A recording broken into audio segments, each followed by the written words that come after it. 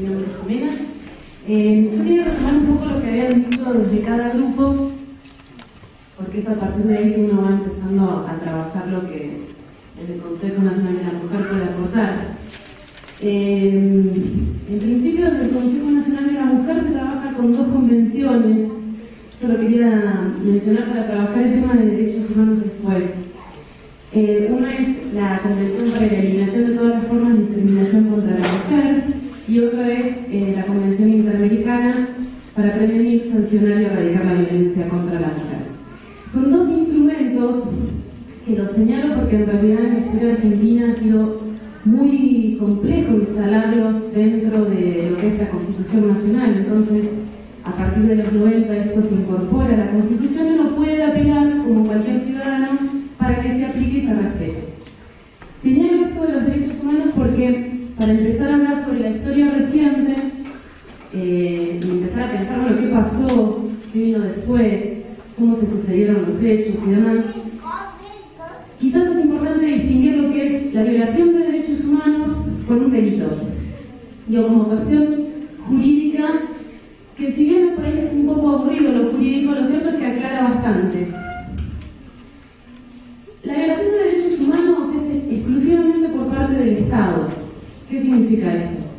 Que si ese Estado, asumiendo que existen estas constituciones, como señalé antes, en el caso de la mujer, dos claramente, pero que previo a estas dos que estoy señalando, en los 70 ya tenían el Pacto de San José de Costa Rica, que es un pacto que incorpora todo lo que es derechos económicos, sociales y culturales, y previo a eso los civiles y políticos, es decir, todos aquellos que yo puedo votar, puedo elegir, afiliarme a un partido, puedo practicar la vida política libremente.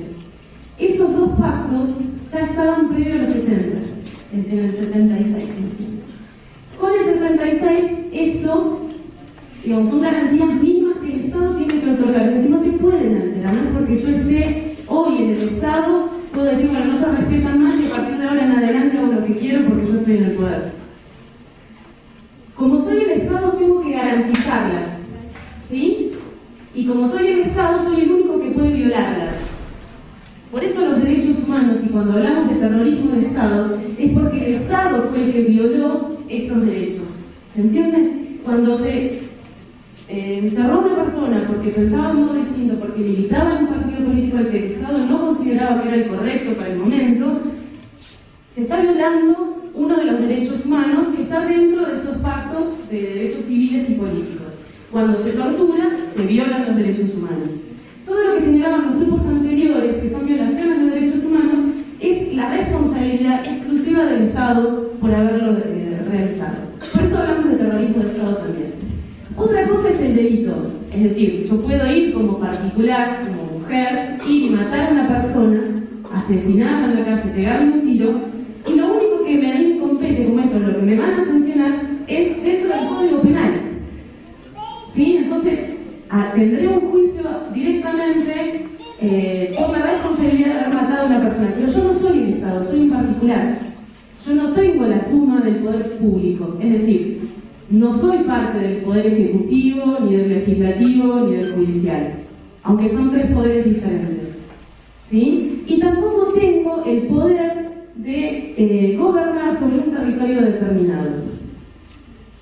Entonces es una aclaración que a mí me parece que es necesaria, porque cuando hablamos de que existía violencia, no se explica por el lado de la violencia del otro.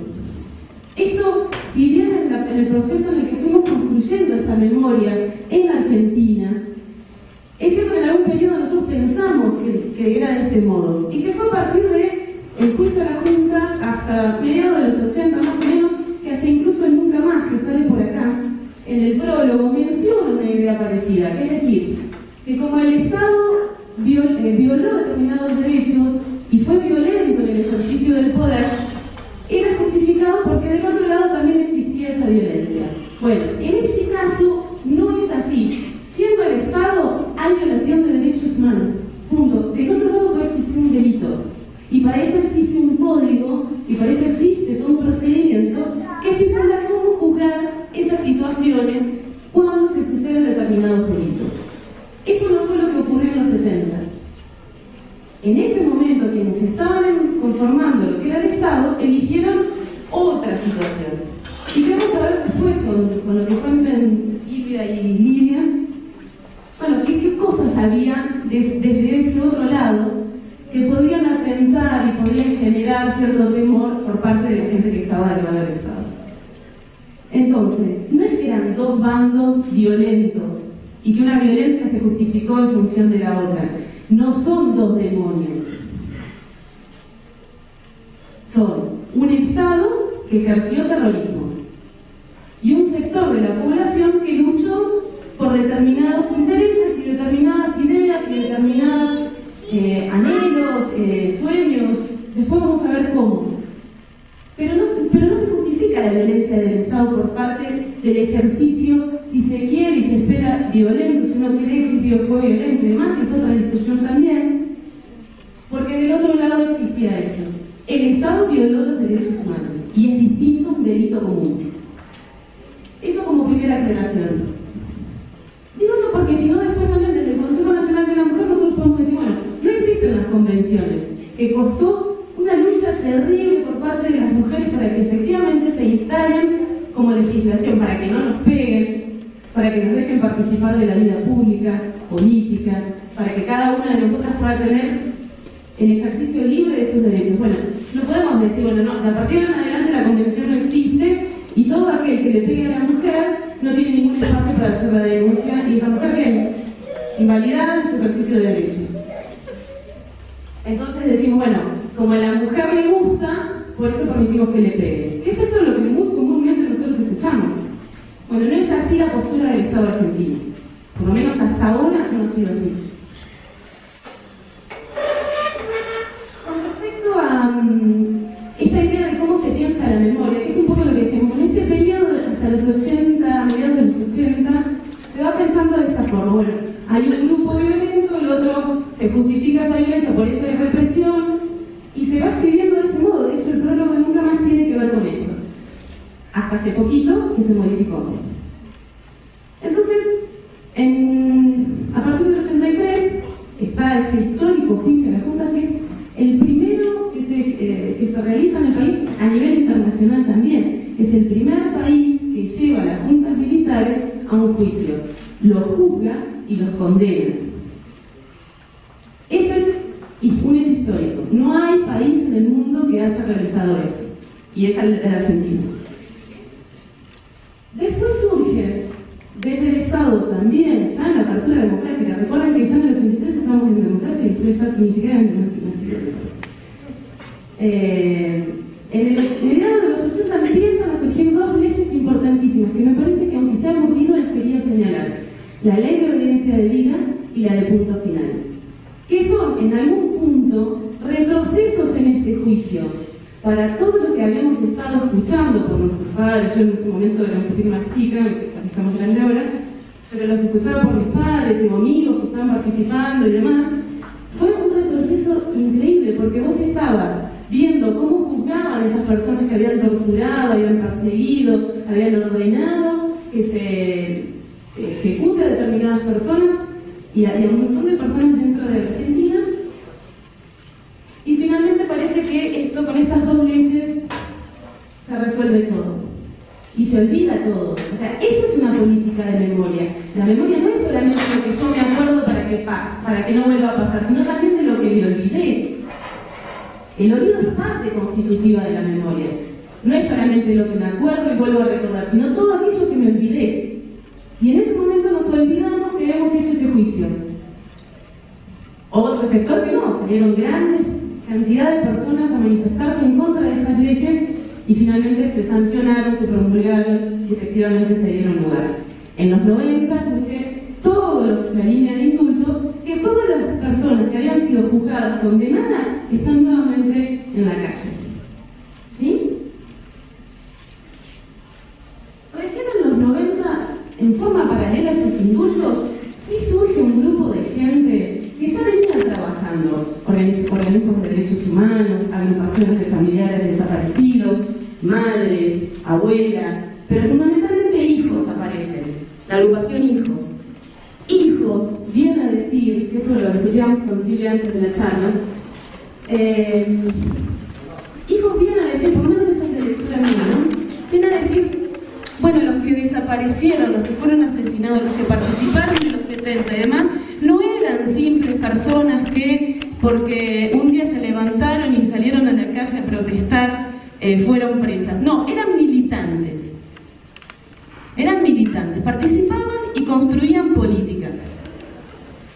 Y recién a partir de los fines de los 80, 90 es que se empieza a instalar la política como un espacio de construcción positivo, porque mientras tanto, con todas estas políticas de memoria, estas idas y vueltas que nosotros tuvimos en el país, se pensaba que la participación en política, después de esta gran represión, era incorrecta, era poco sana, no servía para nada, o estaba metido en cosas raras. Entonces lo que vienen a traer hijos es justamente esto. La participación en política puede ser un espacio de construcción social y de cambio y de transformación verdaderamente positivo. Y de hecho lo fue en los 70. De hecho, tuvieron que apelar a una extrema represión y un instalar. Entonces, desde ese estado se empieza a decir, nosotros el 24 de marzo lo repudiamos, entonces es feriado. No es un momento más. Es una marca, el 24 de marzo es una marca en la historia de Argentina. Hay un antes y un después. Por eso tiene que ser feriado. Y hubo una gran discusión sobre eso. El nunca más no puede permitir hablar de si son violentos de un lado, la violencia se justifica del otro lado. Es a partir de ahí que se modifica nuevamente el prólogo del nunca más y se dice, bueno, a partir de ahora se empieza a denominar esta historia reciente se empieza a pensar de un modo distinto. Estos testimonios marcan un momento distinto. Y se empiezan a trabajar, que es lo que por ahí a ustedes van a tener mucho más acceso en este momento, a esos espacios de la memoria, esos lugares de la memoria. Es decir, parques nacionales de la memoria. Hoy veníamos por la ruta y vi que había uno que se llama Las Palomitas, ¿puede ser? Ese es un espacio de la memoria, son lugares, es decir, es dejar una marca en un lugar porque sucedió algo, como no que no pasó nunca nada y damos vuelta a la hoja y acá no vimos nada. Acá pasó, entonces dejamos un registro de eso. Dejamos una marca, dejamos un parque, un museo, abrimos los centros clandestinos, los descubrimos, los mostramos. Eso es mostrar lo que pasó, porque eso tiene que ver con nosotros, porque eso es lo que nos construye como identidad. Nosotros no somos un país que nació ayer, ni que nace ahora, un país que tiene una larga trayectoria de genocidios, el primero el aborigen, y el posterior, este político que sucedió hace no menos de 32 años. Entonces, ¿qué es lo que viene a decir el Consejo Nacional? Que después Liti seguramente lo va a mencionar con más claridad. Aunque sea un poquitito de lo que me gustaría a mí señalar es, bueno, ¿cuál fue el rol de la mujer? Porque pareciera que acá habría muchos hombres, digamos, ¿qué hacen las mujeres en un espacio de militancia, de guerrilla, de espacio político, de conducción política? Bueno, alguna cosita que yo quería señalar era, quizás por ahí la lectura que haría yo con mis 31 años, que es muy distinta a la que hacen ellas más grandes, discúlpenme, pero que me llegan a mí, es, bueno, ¿cuándo surge esa posición revolucionaria que tiene la mujer? Y a mí, si hay algo que me conmueve dentro de lo que fue para mí el relato de la memoria, que yo solamente era muy chiquita en el momento de la dictadura. Y a mí lo que me llega es esta imagen de Azucena Villaflor, la primer madre de Plaza de Mayo, que efectivamente cuando desaparece su hijo, y que ella también posteriormente es desaparecida, sale a la calle y dice, bueno, no, yo esto no lo soporto, no me lo banco, como dirían ahora ustedes, no me lo banco, entonces salgo a protestar, y salgo a protestar cuando están todos los militares, todos esos que ustedes escribieron acá, que son horrorosos, que no vuelva a pasar, que nunca más, que mataron, asesinaron y demás, bueno, todos esos estaban en ese momento. Y ella sale y dice, bueno, yo voy a protestar porque mi hijo desapareció, pero quiero saber dónde está. Me pueden decir que desapareció y listo. Entonces ella sale, no sale ningún hombre, sale una mujer. Y sale una mujer a la plaza. Como salieron las mujeres después, en el 2000, a contrarrestar esta escasez de trabajo que venían teniendo los hombres, y que fue la única forma en que se pudo recuperar un poquito de esa economía doméstica. Entonces fue esa mujer, fue Azucena Villaflor, y que después la sucedieron otras mujeres más, y que empezaron a instalar instalar madres y abuelas, y que de algún modo dice, bueno, a partir de ahora en adelante las cosas cambian. Si la costumbre marcó esto, bueno, yo ya no estoy más de acuerdo con esa costumbre. Empiezo a pensar las cosas de un modo distinto. Y es eso lo que viene a traer la mujer, creo yo, en el ámbito de la política y en el ámbito de la militancia. Así que les dejo con dos personas que participaron activamente.